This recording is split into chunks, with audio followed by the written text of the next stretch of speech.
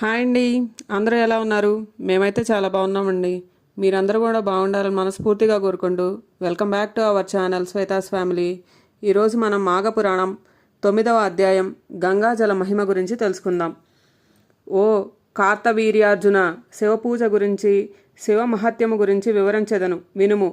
మున్ను శ్రీరామచంద్రుడు రావణుని చంపుటకు సముద్రంపై వారధి కట్టిన చోట శివలింగమును ప్రతిష్ఠించి శివుని ధ్యానించి వారధి దాటి రావణుని చంపెను. అటులనే హనుమంతుడు సముద్రమును దాటినప్పుడు శివుణ్ణి ధ్యానించి రామునికి నమస్కరించి మహాబలమును సంపాదించి సముద్రమును దాటెను. అర్జునుడు యుద్ధముకు బయలుదేరే ముందు శివపూజ చేసియే యుద్ధరంగంలో ప్రవేశించును. మరెందరో మహానుభావులు శివుణ్ణి ధ్యానించి తమకు జయము చేకూర్చుకొనిరి.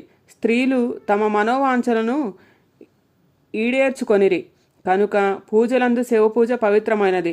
అటులనే నదులలో గంగానది పరమ పవిత్రమైనది. ఎటులనగా గంగాజలము విష్ణు పాదముల నుండి పుట్టినదియు శివుని శిరస్సు నుండి ప్రవహించునట్టు నదియు అయినందుననే సర్వపాపహారమైనది. గంగాజలములో స్నానమునకు అంత ప్రాముఖ్యత ఉన్నది. ఇంకను గంగాజలం గురించి చెప్పబోవున్నది ఏమనగా, ఏ నీళ్లను గాని గంగా గంగా గంగా అని 3 పర్యాయములు అనుకొని శిరస్సున చల్లుకొనిచో ఆ నీళ్లు గంగాజలముతో సమానమైనవి అగును. గంగాజలము విష్ణుమూర్తి ప్రతిరూపము గనుక మాఘమాసంలో గంగా స్నానము అంత పుణ్యప్రదమని తెలుపుచు గంగాజల మహత్యం గురించి కార్తవీర్యార్జునకు దత్తాత్రేయుడు వివరించెను. కొంతకాలం కిందట మగధ రాజ్యములో పురోహిత వృత్తిచే జీవించుతున్న 4 బ్రాహ్మణులు ఉన్నారు. 4 కుమార్తెలు ఉన్నారు. వారు నిండు యవ్వనవతులు. కొన్నాళ్లకు ఆ గ్రామపు కోనేటిలో స్నానం చేయుట కొరకు గురుకుల విద్యార్థి వచ్చెను.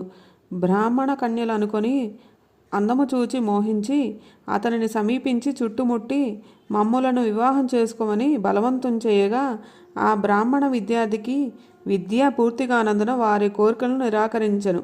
అంత ఆ కన్యల కోపంతో, నీవు పిశాచవి కమ్మని శపించగా ఆ విద్యార్థియు మీరు కూడా పిశాచములు అవుదురుగాక అని ప్రతిశాపమిచ్చుటనే వారందరూ పిశాచ రూపములను ఆ కొలను వద్దే ఉండి అందరినీ బాధించి ఆహారం దొరికితే వాటలకే పెనుగులాడుచుకొనుచుండ్రి.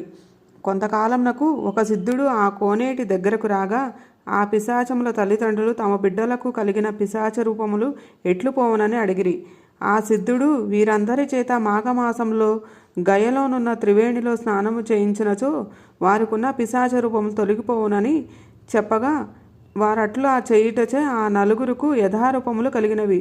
ఇట్లు జరుగుటకు మాఘమాస మహత్యమే కారణమని మాఘమాసమందలి నదీ స్నానము మనుజులకే గాక దేవతలకు గంధర్వులకు కూడా పవిత్రమైనది.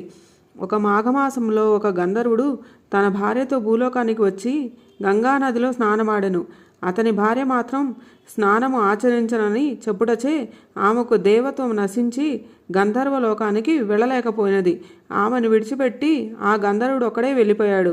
ఆమె అడవిలో తిరుగుచూ విశ్వామిత్రుడు ఉన్న చోటకు వెళ్ళి వయ్యారముగా క్రీగంట చూసెను.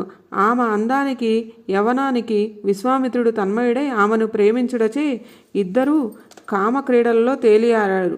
మరలా ఆ గంధర్వుడు భార్యను వెదుగుచూ వచ్చి చూడగా విశ్వామిత్రుడు గంధర్వ స్త్రీ క్రీడించుచుండ్రి.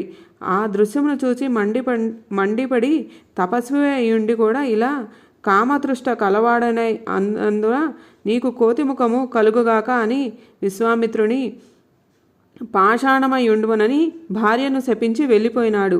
విశ్వామిత్రుడు చేయనది లేక వానరముఖం కలిగి ఉండగా నారదుడు ఆ విషయం తెలుసుకొని విశ్వామిత్రుని కడకు వచ్చి, విశ్వామిత్ర, క్షణభంగురమైన తుచ్చకామ వాంఛకు లోనై నీ తపశక్తినంతా వదులుకున్నావు.